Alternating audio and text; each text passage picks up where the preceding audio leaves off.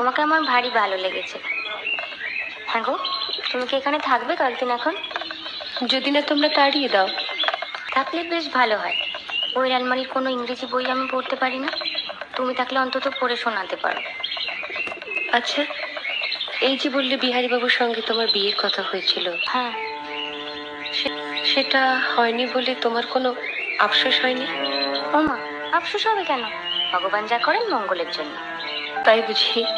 এই যে বছর না ঘুরতেই বিধবা হলাম, সেটাও মঙ্গলের জন্য?